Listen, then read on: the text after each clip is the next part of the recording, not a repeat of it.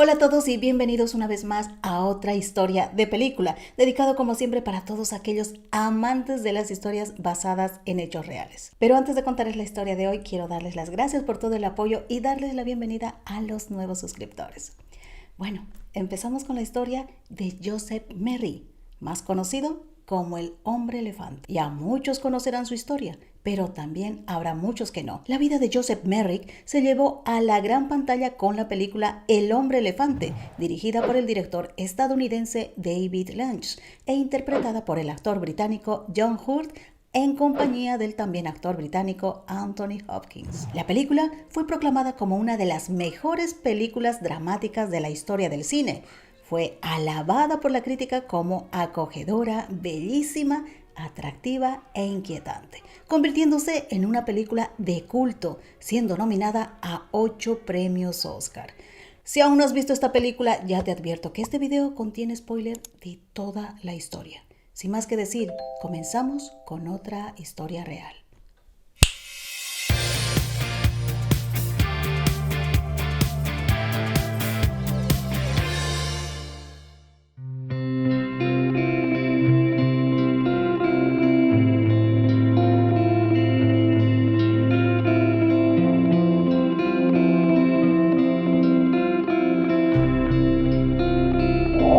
Joseph Carey Merrick nació en un barrio pobre el 5 de agosto de 1862 en Leicester, Inglaterra. Sus padres eran Joseph Rockley Merrick y Mary Jane Potterton. El pequeño Joseph nació a primera vista totalmente sano, hasta que presentó los primeros síntomas de su enfermedad a los 18 meses, cuando su madre notó algunas pequeñas verrugas mientras lo bañaba.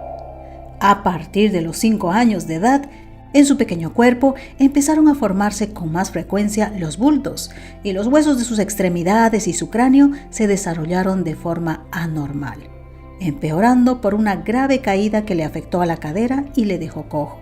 Pero además su piel se volvió suelta, algo gruesa, áspera y grumosa, como la de un elefante, y casi del mismo color. Todo esto le impidió que de niño nunca pudiera jugar con sus compañeros de colegio porque su cadera y sus pequeñas piernas deformadas no se lo permitían. A partir de entonces, el coraje y la valentía para sobreponerse a su enfermedad serían sus grandes y constantes batallas que definirían su vida. Su madre se empeñó a que Joseph asistiera a la escuela. A pesar de que ella procedía de los campos de un pueblo y de una familia de muy pocos recursos, la madre sabía leer y escribir. Además, estaba muy dedicada a la iglesia bautista, donde frecuentemente colaboraba dando clases dominicales a los niños que no podían acudir a la escuela durante la semana porque tenían que trabajar.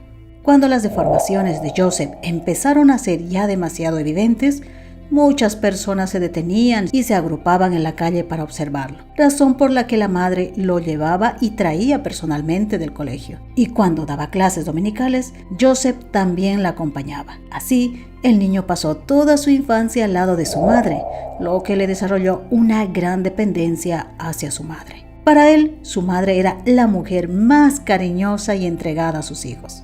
Pero también se sabe que Joseph tuvo 3 hermanos menores. John Thomas, que nació en 1864. No se tiene información a los cuántos días falleció, ya que la fecha de su fallecimiento marca el mismo año de su nacimiento. William, que nació sano en 1866, fallecería de escarlatina en 1870 con tan solo 4 años. Y Marion Elisa, nacida enfermiza en 1867, fallecería en 1891 con tan solo 24 años de edad con mielitis, que es una infección neurológica poco frecuente pero grave. Afecta el sistema nervioso, en particular el área de la médula espinal llamada materia gris, lo cual hace que los músculos y reflejos del cuerpo se debiliten. Por otra parte, el padre de Joseph, que siempre se había ganado la vida como cochero, abrió hacia 1870 una pequeña mercería que regentó junto a su madre hasta 1873, año en que desafortunadamente ella fallecería a causa de una bronconeumonía. Joseph, que tenía por entonces apenas 11 años, quedó devastado, ya que este fue el peor suceso de su vida y así lo recordaría el resto de su vida. Se había ido la única persona que le había demostrado amor verdadero y le había cuidado sin ningún desprecio. El pequeño Joseph se había quedado totalmente solo y a partir de aquí comenzarían sus mayores padecimientos, ya que sin su madre, su vida rápidamente se convirtió en una miseria. Su etapa más infeliz. Como la vida continuaba para todos, asimismo corría para el padre de Joseph, quien poco tiempo después se volvió a casar con una viuda que tenía 2 hijos. Con ello, sus desgracias se recrudecieron, entrando así en una de las etapas más infelices de su vida, ya de por sí trágica. Su madrastra y hermanastros no lo aceptaban para nada. Es más, continuamente se burlaban de su apariencia física del pequeño, e ignorando todas las dificultades que le ocasionaban sus deformidades, le exigieron trabajar y ganar dinero para contribuir al sustento de la familia. Y cuando Joseph manifestaba que se veía incapaz de hacerlo, rápidamente le reprochaban de que se excusaba en sus malformaciones para no trabajar. Además, aquella mala mujer que ahora estaba ocupando el lugar de su madre, solía quitarle el plato de comida cuando todavía estaba a medio terminar, recriminándole que con lo poco que aportaba al hogar, lo que se había comido era mucho más de lo que se merecía. Ante la insistencia de la mujer y gracias a la colaboración de su tío Charles Merrick, hermano de su padre, Joseph, ya con 13 años, consiguió emplearse en una fábrica de cigarros, donde trabajó durante 2 años hasta que su gigantesca y deformada mano derecha le impidió seguir atando hojas y provocaría su despido. Y otra vez, en casa sin trabajo, Joseph tendría que seguir aguantando continuas humillaciones por parte de su madrastra. En muchas ocasiones, Joseph no llegaba a casa a comer y solía quedarse vagando por las calles con el estómago hambriento antes que regresar y recibir insultos. Es cuando su padre, con un poco, quizás solo un poco de preocupación, solía buscarlo. Y Joseph solo accedía a regresar si su padre le prometía que lo tratarían mejor. Obviamente esto no sucedería. Además, con estas huidas tampoco conseguiría escapar al dolor, pues sufría una gravísima deformación en la cadera que, unida a una pronunciada escoliosis, le requerían un esfuerzo doble para mantenerse en pie. A pesar de sus graves dolencias, su padre, que al parecer tampoco quería a su propio hijo, le obligaba a trabajar como vendedor ambulante. Para ello, le sacó una licencia para poder vender de puerta en puerta. El vendedor ambulante más extraño. Con un carro de mano hecha de madera, Joseph recorría las calles vendiendo artículos de la mercería de su padre, ofreciendo hilos, botones, cintas, alfileres y otros pequeños artículos. En pleno desarrollo de su adolescencia, las dolencias de Joseph empeoraban y su aspecto era ya impactante. Su imagen ya causaba sorpresa y evidentemente su labor como vendedor fue un fracaso total. Por esos días, la mandíbula de Joseph se había deformado y un gran tumor le iba creciendo justo encima de la boca, haciendo que su manera de hablar fuera casi imposible de entenderle. Pero además, en la calle, los niños y mayores también se agrupaban a su alrededor gritándole e insultándolo por su aspecto físico. A pesar de que Joseph utilizaba una bolsa de tela y un gorro para cubrir su cabeza y evitar las miradas de horror que le daba la gente cuando tenía su rostro descubierto, no se libraba de los terribles insultos. Al no vender nada, a veces Joseph daba a su padre el dinero que le daban para el almuerzo, haciéndolo pasar como si fuera dinero obtenido de las ventas. Así que prefería pasar el día sin comer antes que soportar los insultos de su madrastra. Joseph ya tenía 15 años. Y a esa edad ya había pasado demasiadas humillaciones y golpes por parte de la sociedad y de su propia familia. Después de un día de ventas particularmente muy mala, su padre lo golpeó tan brutalmente que Joseph, cansado de vivir como un miserable, se fue de casa solo llevándose sus pocas pertenencias y arrastrando aquel carro de madera, se alejó para siempre. Tras marcharse de casa, continuó vendiendo durante el día los artículos de la mercería que se había llevado consigo, y por la noche se acurrucaba en cualquier rincón de la calle para poder dormir. Pero desafortunadamente, poco después le retiraron su licencia, ya que los vendedores ambulantes denunciaron que Joseph daba mala imagen y pidieron que no se le renovara la licencia. Y así fue. Las autoridades locales consideraron su apariencia una molestia pública y lo dejaron sin el permiso. Por fortuna, su tío Charles Merrick, hermano menor de su padre, regentaba una barbería y, alertado por los vecinos de la situación de su sobrino, salió a buscar y lo tuvo en su casa durante 2 años. Continuar su camino, pero solo. La casa de su tío era muy pequeña. Además, su tío y su esposa esperaban un hijo. Joseph pensó que era una carga muy grande para ellos y que no debió abusar de su amabilidad. Así que un día, a pesar de que su tío le pidió quedarse, Joseph decidió ingresar en la casa de trabajo de la Unión de Leicester a finales de 1879 con tan solo 17 años. Este asilo se había inaugurado en 1839. Fue diseñado para albergar a 650 personas y era uno de los asilos de pobres más grandes de Inglaterra, entre 1850 y 1851. Posteriormente fue reconstruido sustancialmente para albergar a más de 1000 personas. Los residentes debían llevar uniformes como si fueran presos y se les daba comida muy sencilla, incluido pan y grasa animal. Las condiciones de vida de las denominadas asilos eran casas de trabajo y eran sumamente duras, y Joseph las resistió durante solo 3 meses, ya que salió huyendo, pero solo por 2 días pudo aguantar fuera. Cuando se dio cuenta de que jamás encontraría trabajo como una persona normal, tuvo que regresar y permaneció allí durante 4 largos años. Por su diseño se parecía más a una prisión que a una organización caritativa. Joseph vivía allí con miedo y terror, y para ganarse la comida realizaba trabajos menores como romper piedras o separar cuerdas. Pero para colmo, la protuberancia de la cara de Joseph no había dejado de crecer.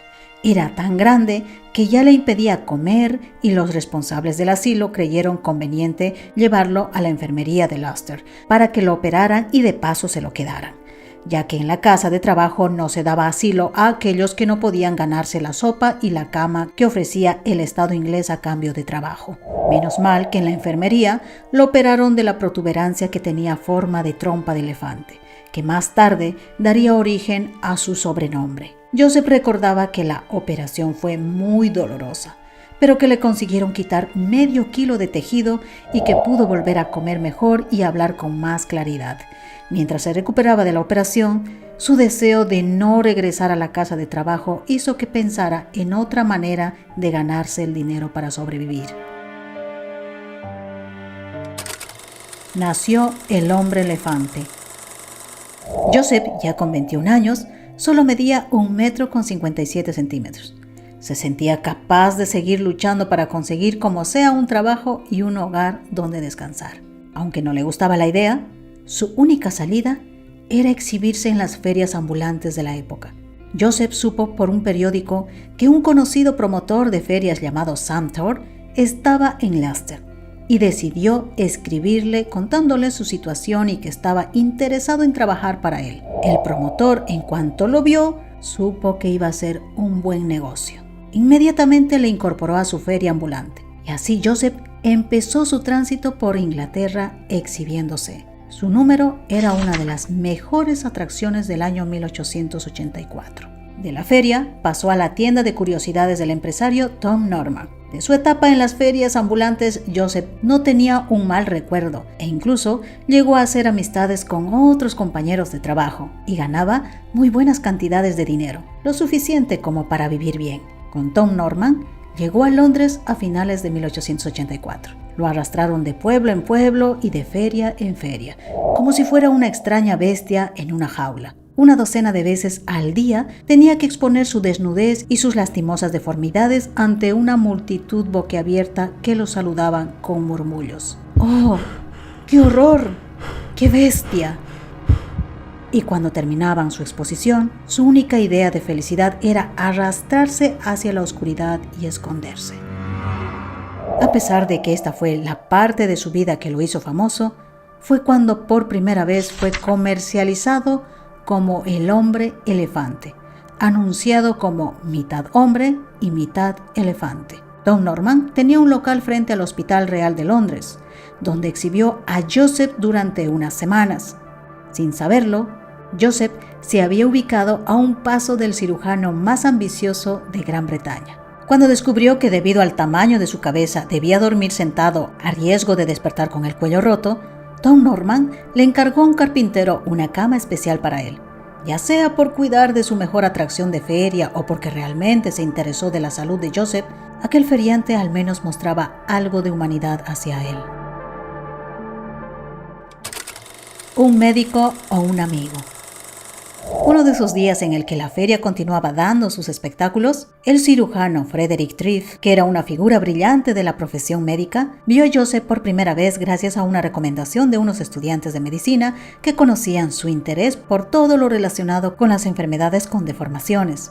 Así que, decidido a conocer a Joseph, se fue a visitarlo hasta la feria. Pero el médico quedó fuertemente impactado con el aspecto de Joseph. En el transcurso de su profesión había visto todo tipo de deformidades lamentables, pero jamás había visto una versión tan degradada o pervertida de un ser humano como la de esta figura solitaria. Fue la razón para pedirle a Tom Norman que le dejase hacerle un reconocimiento médico. El empresario accedió. El médico observó a primera vista que Joseph había sido operado en la cara puesto que le notó la cicatriz y el queloide que se le había formado sobre el labio superior. El médico le dio una tarjeta de visita a Tom Norman que le permitiría poder entrar en el hospital sin cita previa y sin preguntas. Gracias a esta tarjeta, el feriante llevó a Joseph discretamente al hospital y allí el médico lo tuvo varios días haciéndole reconocimientos junto a la comunidad científica del hospital y de otros centros médicos, quedando patente que la enfermedad era incurable y que no se podía quedar en el establecimiento.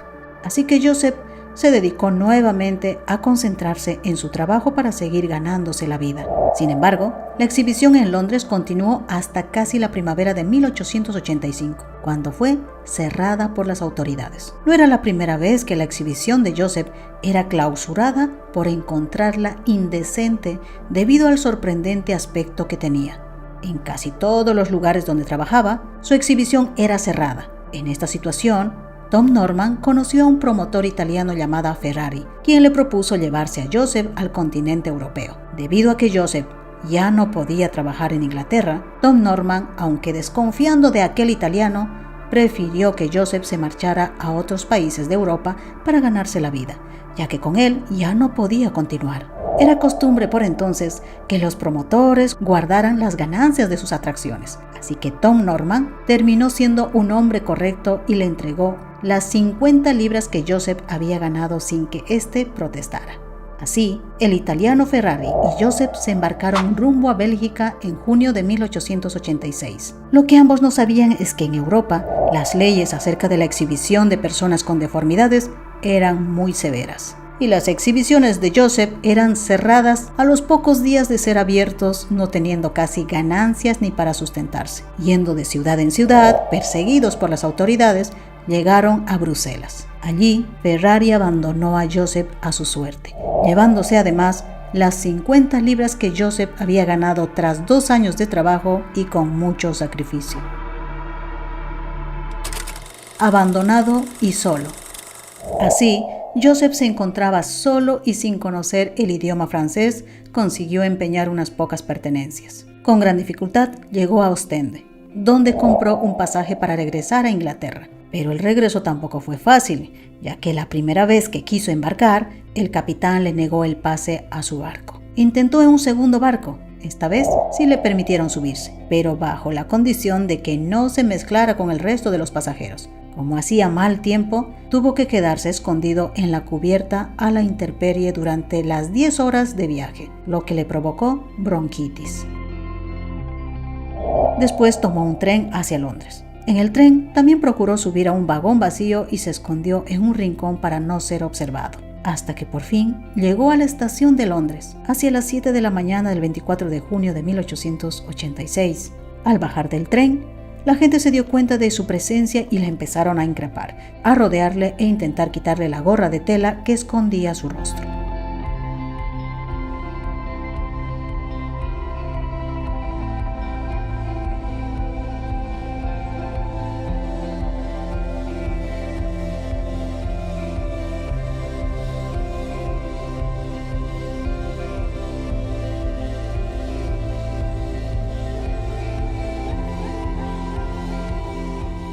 Joseph, muy asustado, intentó escapar inútilmente.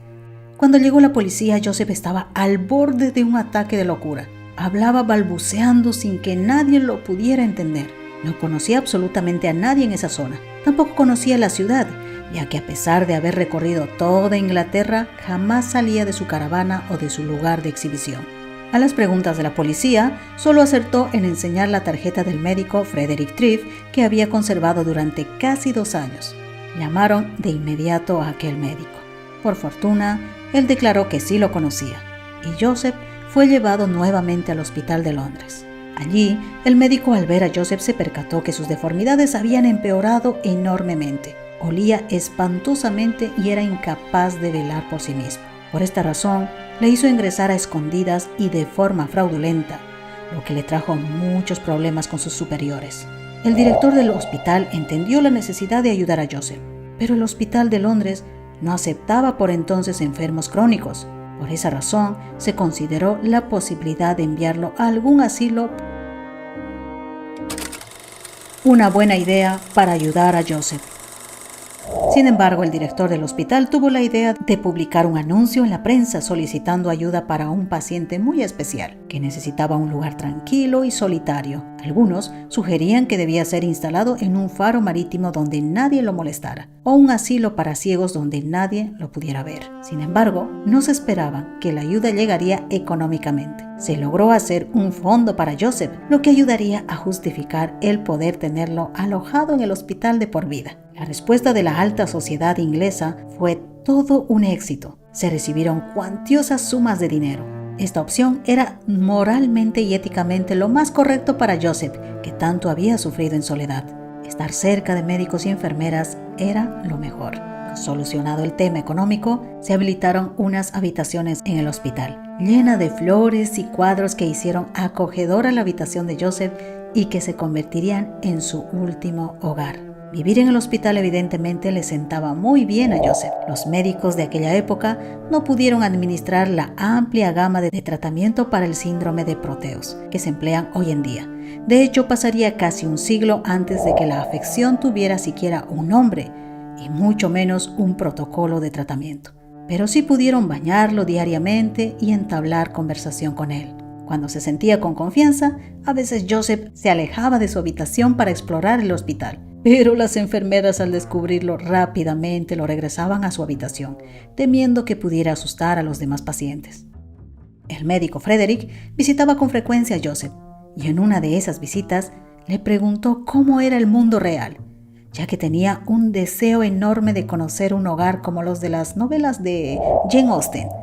Por esa razón, el médico lo llevó a su casa, invitándolo a tomar el té y conocer a su esposa. Joseph quedó encantado con las maravillas de aquel hogar. Era tal como se lo había imaginado. Estampados de flores y hermosas cortinas acompañados de muebles dignos de la época georgiana. El médico Frederick también invitó a su amiga Leila. Le preguntó si estaría dispuesta a conocer a este hombre. Sin dudarlo, ella estuvo de acuerdo. Aunque antes le advirtieron sobre su apariencia física de Joseph, ella estaba dispuesta a conocer a aquel hombre. Cuando llegó el momento, ella entró sonriendo, muy segura de sí misma, y le estrechó la mano. Joseph se emocionó tanto que rompió a llorar. Más tarde le dijo al médico que Leila había sido la primera mujer que le sonrió y la primera que le estrechó la mano. A partir de entonces, Leila y Joseph se mantuvieron en contacto, intercambiando cartas y regalos. Ella fue la primera mujer que le trató como un ser humano. Gracias a ella, Joseph comenzó a verse a sí mismo como un ser humano en lugar de un monstruo, algo que le negaron durante la mayor parte de su vida. Una de las personalidades que también ayudó a Joseph fue una actriz que apellidaba Kendall, quien se sensibilizó mucho por el caso de Joseph y se movilizó para ayudar a recaudar fondos para él. Aunque parezca insólito, Joseph y Kendall nunca se conocieron en persona, puesto que ella, por aquellos días, estaba de gira por Inglaterra y Estados Unidos. Se escribían con frecuencia y una vez Joseph le comentó que siempre le hubiera gustado aprender el oficio de cestero. Kendall contrató a un artesano cestero para que le enseñara. Aún teniendo serias dificultades con su mano derecha, Joseph aprendió rápidamente el oficio. pasaba mucho tiempo fabricando cestos y otros utensilios en mimbre que luego regalaba a todo aquel que tenía amistad con él o que lo trataban con amabilidad y respeto. Era su manera de sentirse útil. A pesar de que su mano izquierda era pequeña y frágil como la de un niño de 12 años y la derecha enorme, tenía una gran habilidad y paciencia para los trabajos manuales. También lo demuestran las construcciones de cartón que hizo y que regalaba a todo aquel que era amable con él.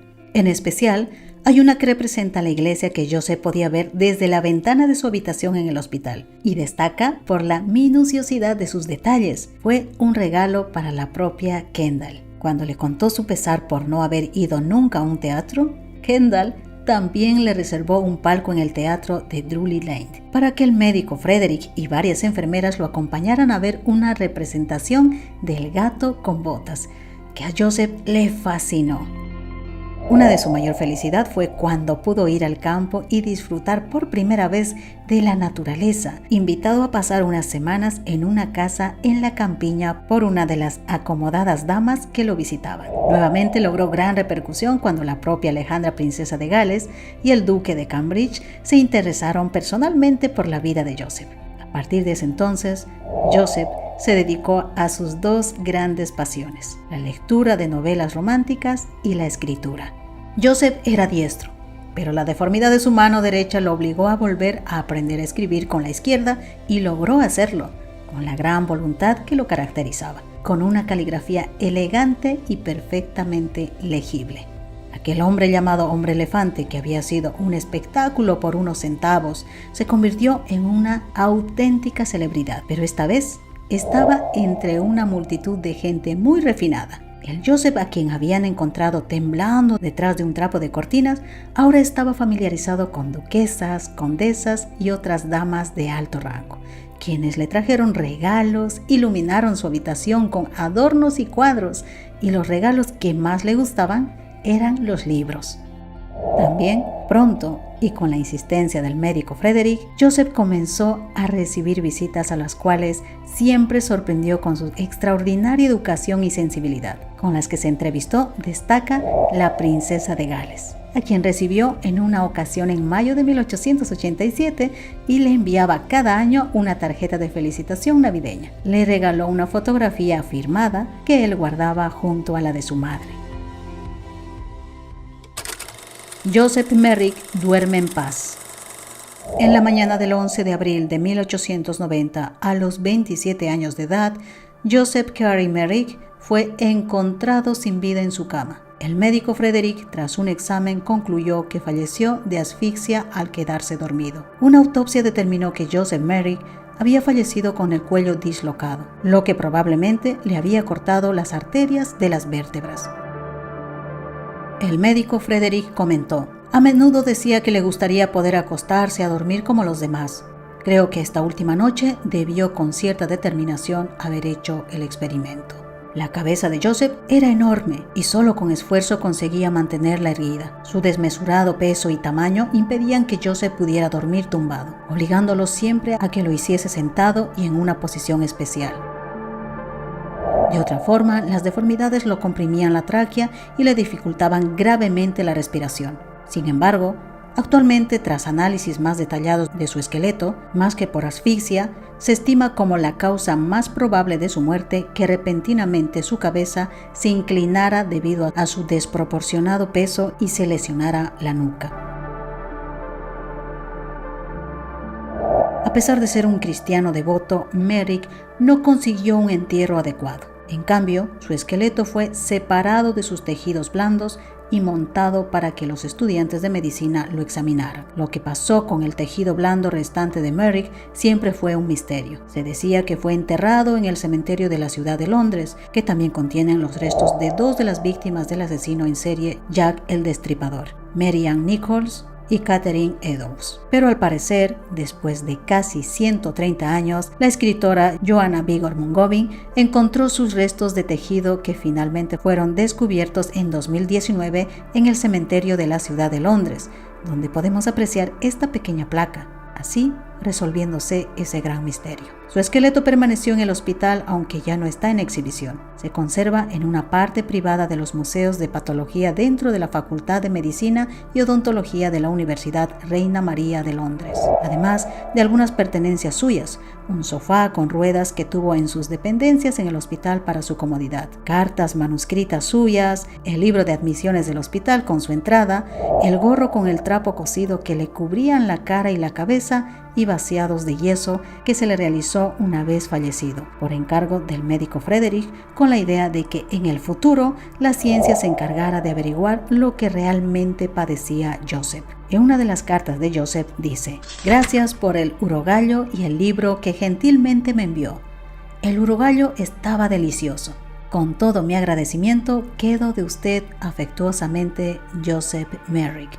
También ha sobrevivido una de sus maravillosas construcciones de la iglesia, que fue un regalo para la propia Kendall, donde se puede ver la belleza de su talento. However, ever since Michael Jackson has denied claims that he tried to purchase the remains, characterizing it as... Durante años, también la prensa sensacionalista aseguró que el cantante Michael Jackson quería comprar sus restos. El cantante lo desmintió rotundamente durante una entrevista con Oprah en 1993. El debate sobre su esqueleto. Existe un debate sobre el entierro de su esqueleto o dejarlo en manos de la ciencia. Quien era un fiel devoto protestante y se identificó siempre con la Iglesia Bautista, en más de una ocasión manifestó que su madre de pequeño siempre le leía los salmos, de los cuales el Salmo 23 era su favorito. Un molde de resina del esqueleto se exhibió en el antiguo Museo del Hospital Real de Londres entre 2011 y 2020. Ya que solo fue un préstamo de la Facultad de Medicina y ha sido devuelto desde el cierre del museo. Hoy, más de un siglo después de su fallecimiento, el hombre elefante todavía ocupa un lugar en nuestro vocabulario cultural. Ha sido objeto de innumerables libros, obras de teatro y películas, y sin duda, ahora es más reconocido que nunca. En todos los homenajes a su persona siempre se citan como el rasgo más significativo de su carácter el coraje que supo imponer desde el primer momento a la inhumana crueldad de su enfermedad. Sin embargo, póstumamente, el rasgo que mayor interés ha despertado de la personalidad de Joseph Merrick es cómo después de las humillaciones, las palizas y el exilio al que fue sometido, se mantuviera limpio de rencor y siempre consiguiese sobreponer su carácter dulce e inocente. Tanto es así que Ashley Montagu, reconocido antropólogo de la Universidad de Princeton, escribió un estudio acerca de este increíble aspecto de su personalidad, titulado El hombre elefante, un estudio acerca de la dignidad humana. Por otro lado, y aunque durante largo tiempo de su vida se ignoró esta otra destacable cualidad, a Joseph Merrick se le reconoció una inteligencia por encima de la media. La sociedad de entonces quiso transformar a Joseph Merrick en un monstruo, pero él, con su carácter humano, desveló a la sociedad como tal. También es imprescindible subrayar el profundo amor que siempre sintió por su madre, mujer hermosa cuya muerte siempre reconoció y padeció como la tragedia más grande de su vida, incluso por encima de su atroz enfermedad. Quizás porque con su ausencia se le despejó de todo amor, y porque fue la única que vio tras él al Hijo y al ser humano. ¿Cuál fue su padecimiento? Desde un punto de vista científico, inicialmente se creyó que Joseph Merrick padecía filariasis, comúnmente denominado elefantiasis, y cuya causa es un gusano que actúa a modo de parásito. Sin embargo, la filariasis es una enfermedad tropical que no tiene presencia en las Islas Británicas y en ningún caso produce las graves deformaciones óseas que sufrió Joseph. Posteriormente, se rediagnosticó el caso y se pasó a creer que padeció neurofibromatosis, también conocida como enfermedad del hombre elefante. Pero tiempo después también se descartó esta posibilidad, pues algunos síntomas característicos no coincidían con la de Joseph. Actualmente y de forma mayoritaria, la comunidad médica cree que la enfermedad que padeció fue una severa variación del síndrome de Proteus. El síndrome de Proteus es una enfermedad congénita que causa un crecimiento excesivo de la piel y un desarrollo anormal de los huesos, músculos, tejidos adiposos, vasos sanguíneos y linfáticos, normalmente acompañados de tumores en más de la mitad del cuerpo. Aún así, no se descarta que realmente se tratase de una enfermedad nueva, y de la cual Joseph Merrick tuviera el infortunio de haber sido el único caso registrado hasta ahora. El propio médico Frederick se encargó de su autopsia y de preparar su esqueleto para la exhibición. También guardó en formol unas muestras de tejido de Joseph, pero desgraciadamente se perdieron durante un bombardeo en la Segunda Guerra Mundial. Gracias a la excelente conservación del esqueleto, se le ha podido hacer pruebas radiológicas que señalan que el mal que sufría Joseph Merrick habría sido el síndrome de Proteus.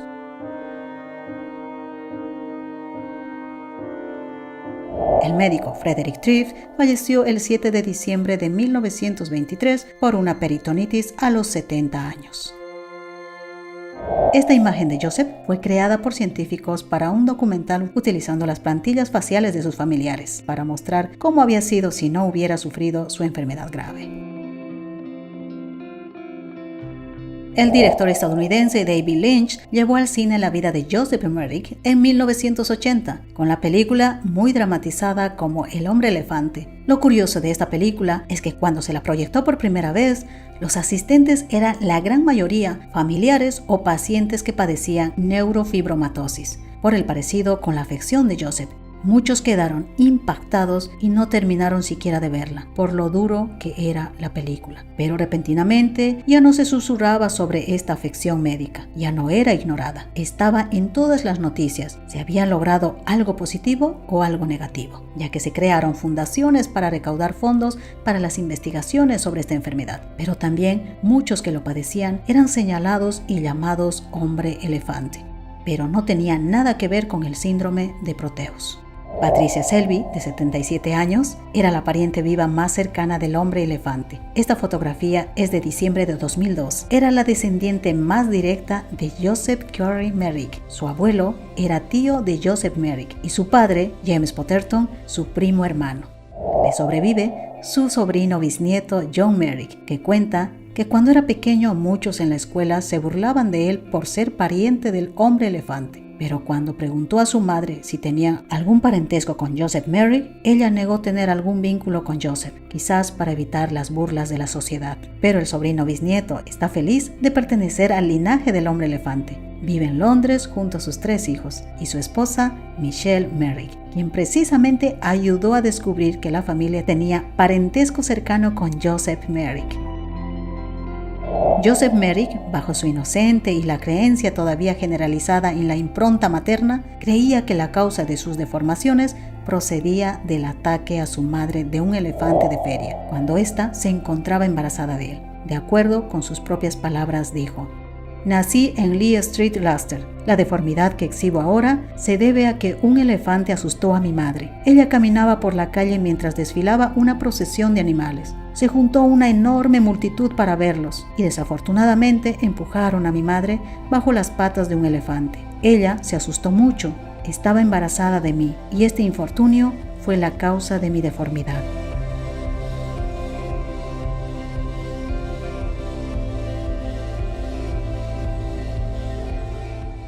Y así llegamos a la parte final de esta historia. Como siempre te digo, si te gustó el video, no olvides suscribirte, activar la campanita, compartir el video para que más personas conozcan esta maravillosa historia. Y no olvides dejarme en los comentarios alguna nueva sugerencia y puede que sea la próxima historia de película. Conmigo hasta el próximo video. Que tengas un buen día. Adiós.